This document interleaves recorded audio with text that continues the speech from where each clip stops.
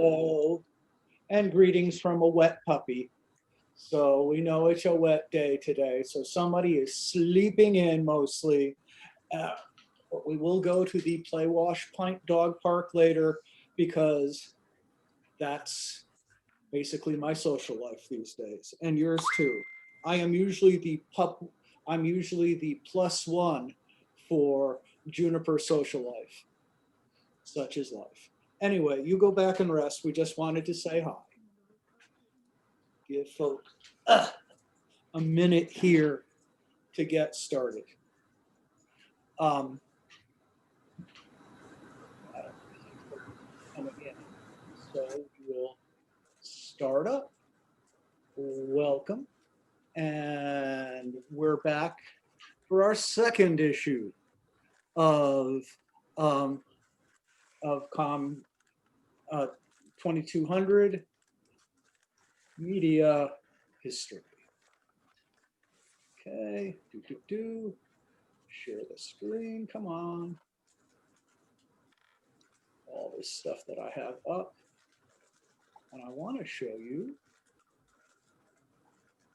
not my emails, but our class.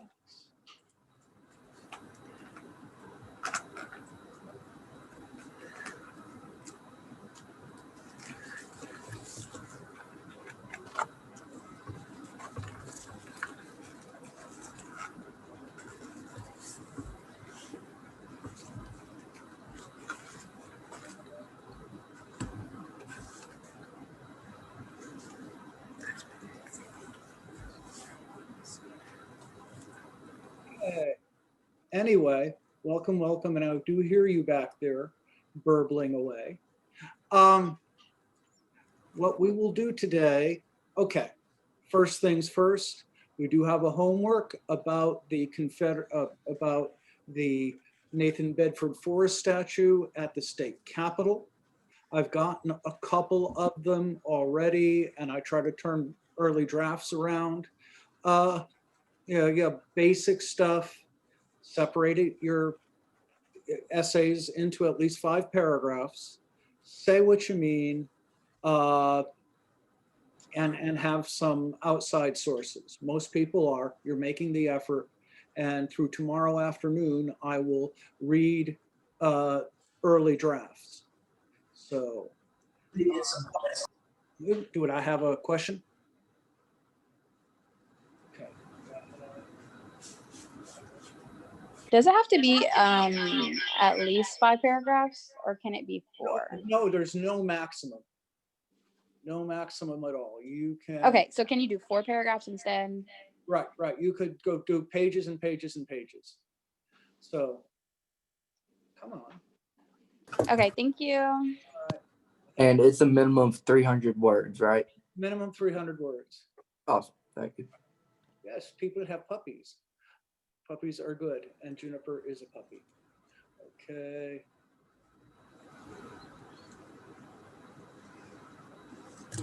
Now, what we're going to do is, that was an email, probably somebody's draft.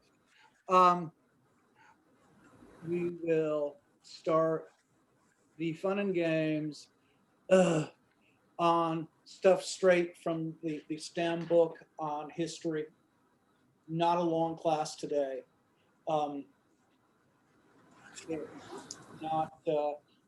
Let's face it, this stuff is fairly dry. It's not exciting, but it does lay the real groundwork into looking at history as we move forward. So, maybe I'll try shadow puppets or balloon animals to liven things up, but it's not exciting at this point. Still, it's good background.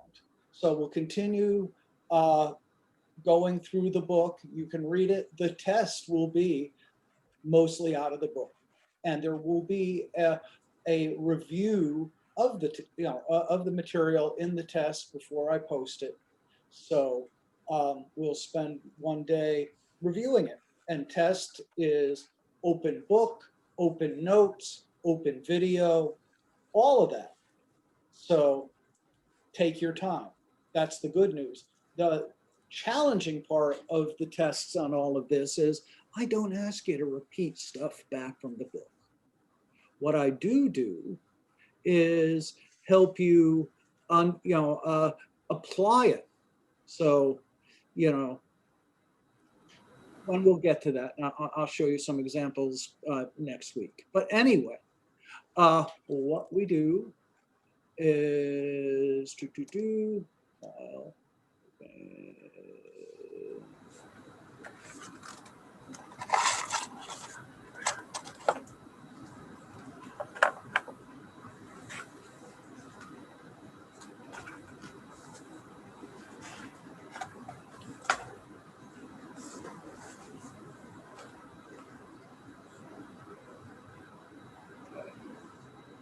Essays.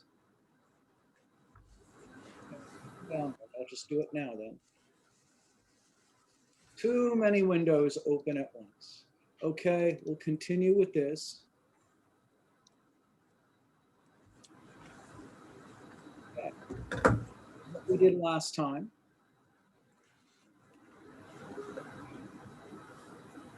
All right. This is where we left off last time. Okay.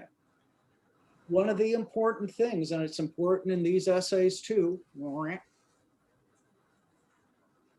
is accuracy. And it's one of the things that I just noticed in a couple of the drafts: spelling, times, dates, because, run your essays through the spell checker, because, if you don't spell things right, if you have names wrong, that undercuts your credibility on other arguments. It's just spelling, names, dates.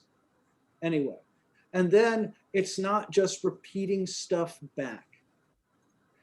It's explaining why you believe the way you do. Too many people in these assignments just say,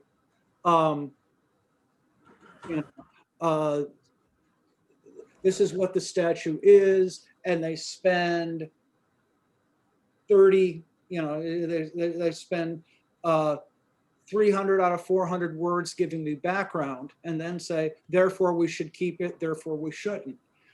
You make your statement up front and then pick and choose your facts to support your argument that it should be kept and taken down throughout. Put it in context. Yes, it is subjective. You are using history to explain your own ideas, opinions, and values. Get used to it. Most arguments are. All right. To really understand history. Basket number 4 got ran down and just caught it and laid it in. Hello, mute that, please. Hello. Anyway, is that like 90 Day Fiance you're watching back there? That's what it sounded like. But anyway, historical understanding. Understanding is not just, and this is a big thing, the things that we're talking about put things in context. The statue needs to be explained in the context of the time that it's been put there, how people look at it now, how people looked at it 40 years ago, because it's really changed. Times do change. Historical understanding changes. So the context is the time, the audience, the people looking at it. It's not just facts. The facts are the statue is there. The facts are that Joe Biden was sworn in as president yesterday. Good or bad, that depends on the context. It also depends on the people involved. Who put the statue there and why? We talked a little about that in class.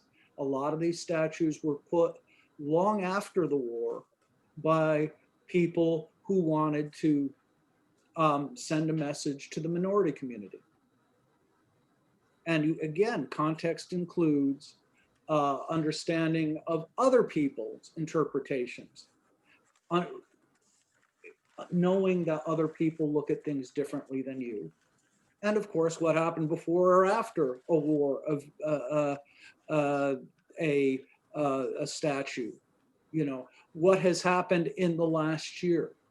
Black Lives Matter. Has that affected how we look at statues now? What that has happened only in the last year. 5 years ago, they took down the flag from the state capitol in South Carolina, and they're changing the flag in Mississippi. So these are things that are happening now. So does that mean we should go along with these trends or not? Again, history doesn't happen in a vacuum. It isn't just facts, it is context.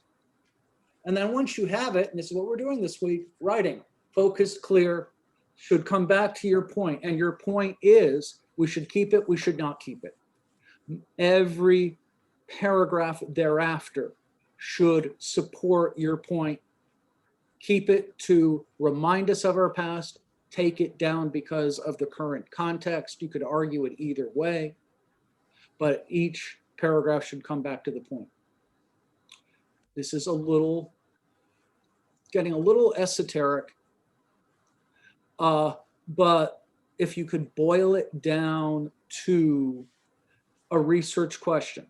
And some of you, and I really appreciated looking at your introductions, and I think I responded to everybody I had. I will continue to say hello to anybody who participates in that and let you know what I can do to help you. Anyway, some people are interested in research, and whether your research is in history or the sciences, you can boil it down to a research question. And a research question usually comes down to what's the relationship between two variables, independent and dependent.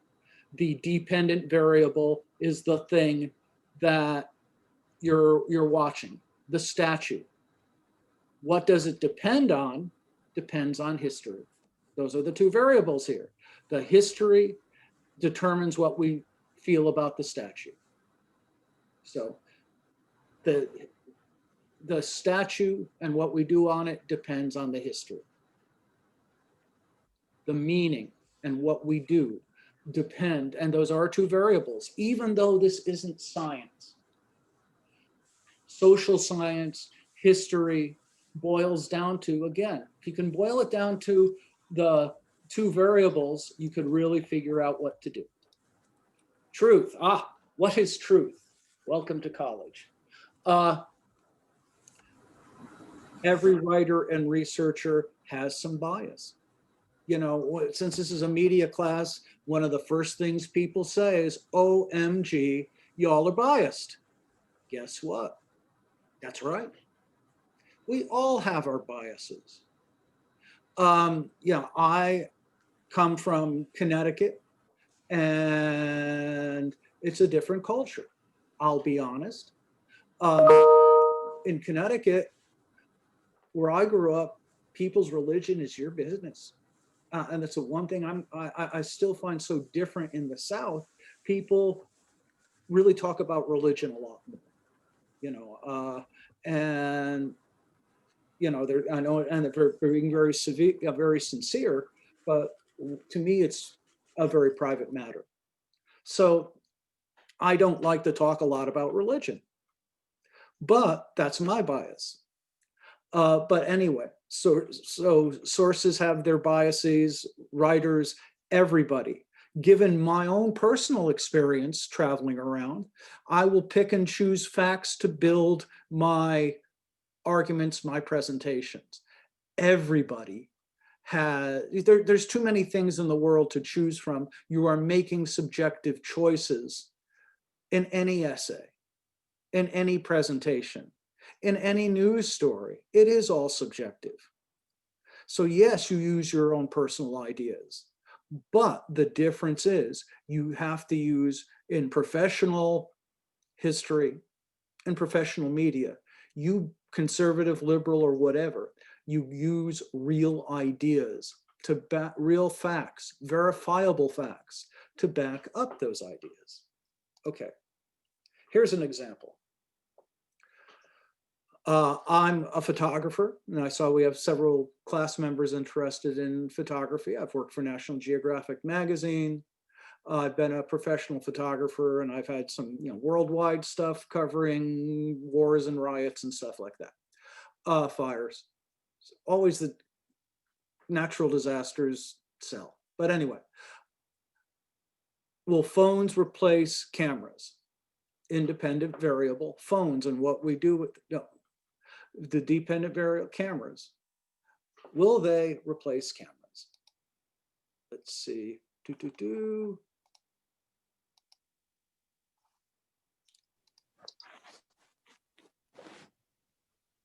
See, here's one that says, whoops, I got to update my pay information. Oops. Anyway, yeah, my ATM card expired, but it's all about the camera. They're saying phones will replace the camera, from a viable source. Get a couple of sources and you have, but again, it's New York Times. It's not, again, they may have a bit of a liberal bias being from New York, but that's not here nor there in this example. But anyway, research. Find somebody that checks their facts and let that guide you to your answers. Don't just pull it out of your butt. Okay, and we'll start the next thing. And once you have some facts, then we interpret history. Why interpret and not just the facts? And this works in media, in journalism, and history as well. Facts are names, dates, and events.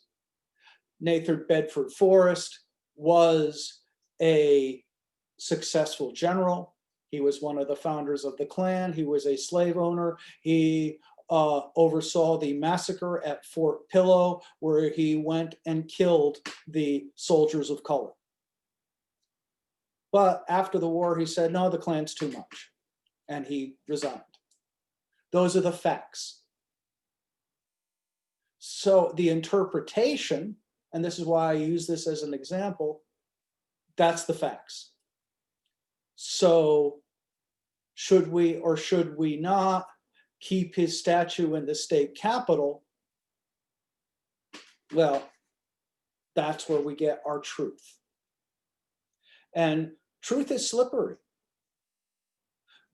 Your personal truth that you believe we should keep it as a reminder, that's your truth. Those of you who don't, who think we should take it down, that's your truth. It's okay. Interpretation means bias based on how the facts add up. The facts add up to truth, but you can add up facts different ways. Avoiding bias doesn't mean that you're going to eliminate bias, but it means you are going to find the truth of the matter based on the facts. You have to make subjective choices, but you have to make subjective choices, but they should be based on facts. Okay. History comes from times and events. I have to download this to get my links. New material gives us new perspectives. It's one of my favorites. All you need to launch a celebrated art career, a cheap studio, a happy career-making accident, and a Squarespace online store to sell the must-have gift of the holiday season.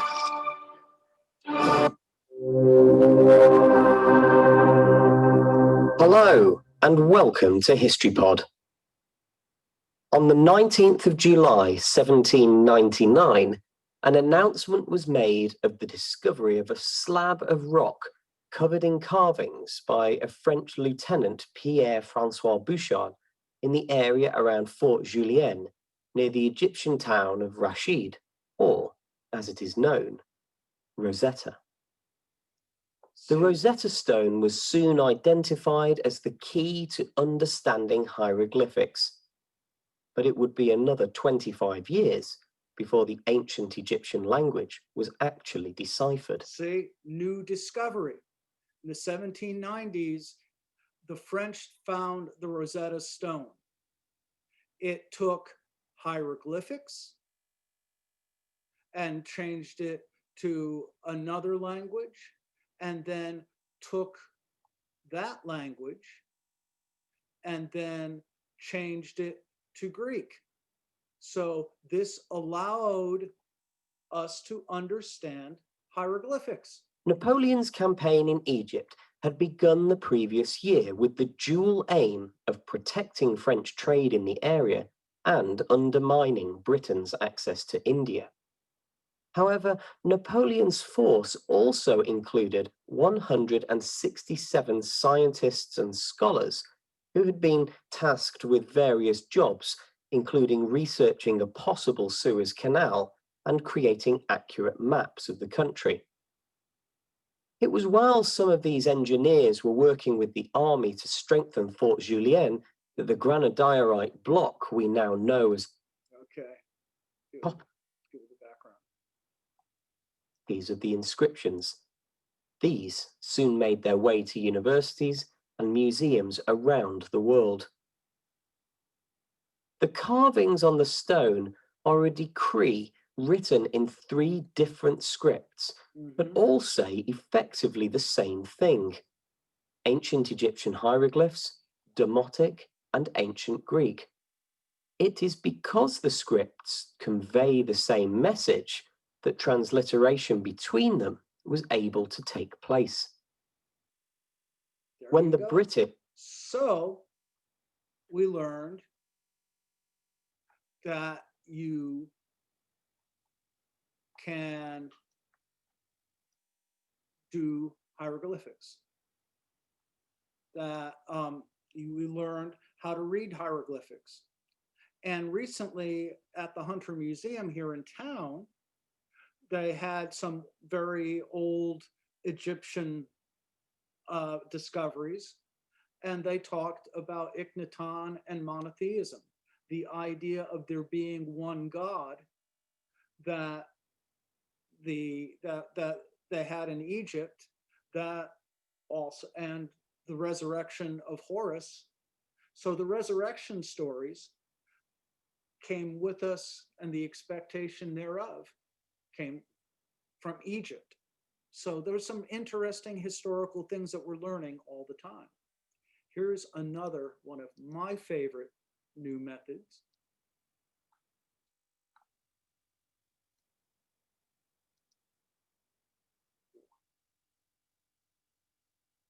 Recent discovery. Hello. Where is the sound?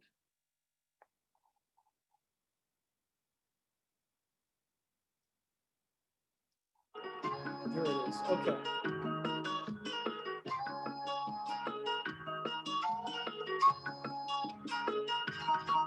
And humans worldwide have always been curious about our origins. De onde que nós somos? وهي كولومبيا. हम कहाँ से आए हैं? Sisi tunatoka wapi? 我们从哪里来? من أين نحن نأتي? Where do we come from? ¿De dónde venimos?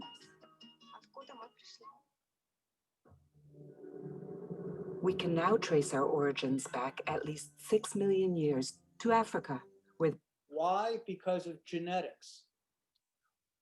Recent genetic discoveries allow us to trace back our genes. The earliest humans evolved.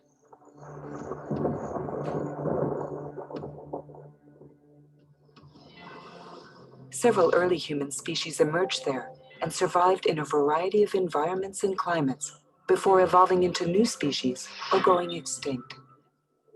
About 2 million years ago, some populations of early humans began to spread beyond Africa.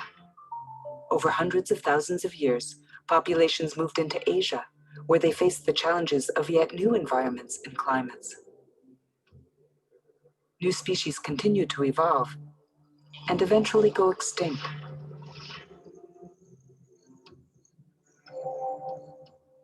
Then, about 200,000 years ago, a new species evolved in Africa.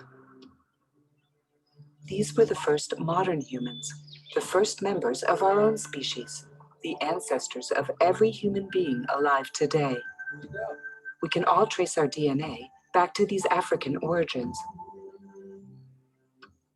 Over time, populations of Homo sapiens spread throughout Africa, into Europe and Western Asia. In some of these places, early human species lived on the verge of extinction. This journey of Homo sapiens began during challenging times. There were extreme droughts and monsoons in Africa, and other environmental upsets there and in Asia. At one point, our species' population was reduced to no more than 10,000 adults. We nearly became extinct. See, so I show you this one because these are fairly recent discoveries, and we faced climate change before, and only the smartest and most adaptable of early humans survived. I've heard estimates of less than 2,000, and they are the ancestors of every single person in on this call, in this room, in the whole world. So whatever our differences, black, white, gay, straight, conservative, or liberal, we are all descended from the same couple of thousand people who barely made it out. And they were the best and the smartest of their time, and they learned to adapt. So whatever our differences, we are all related, and you all better get over it, and you are my cousins. But we are an adaptable species. Our ability to use our human traits to meet new challenges enabled us to survive.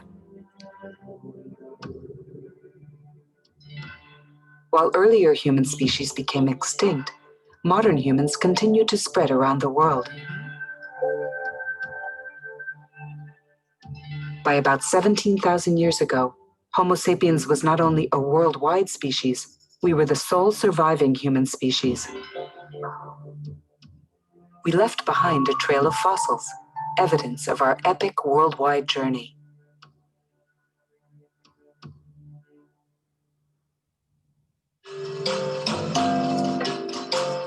Like some earlier humans, we evolved differences in skin color and hair texture as we adapted to different environments. That's all that is. But these differences are only skin deep. They fall along a continuum and do not separate modern humans into the categories some people call races. The DNA of all modern humans is 99.9% identical. There you go, folks. You are part of this 6 million year story of adaptation and survival. It is written in the language of your genes, in every cell of your body. With the billions of other humans living today, you can say, Sisi wote ni wanadamu. Somos todos uma só espécies. हम सब एक ही प्रजाति के हैं. Wir sind alle von einer Art. Aini nebu otsunode. Somos todos una especie. We are all one species. And that is science. Every person living on Earth today belongs to the same species, That is history. Homo sapiens. Now that's as old as history gets. But the science of unlocking our genomes traced all of that back. So we're finding new things all the time in history and interpreting them. And I want you to think about that. So that's where I want to end it today. So I will take I will take drafts of your next essay. Until then, do you have any questions? Any question in chat or otherwise? You can email me. Otherwise, have a good rest of the day. Anything else going on? All right. Thanks for showing up. I really appreciate it. We will Have a good day. Yep, Thank talk to you. soon. Thank you.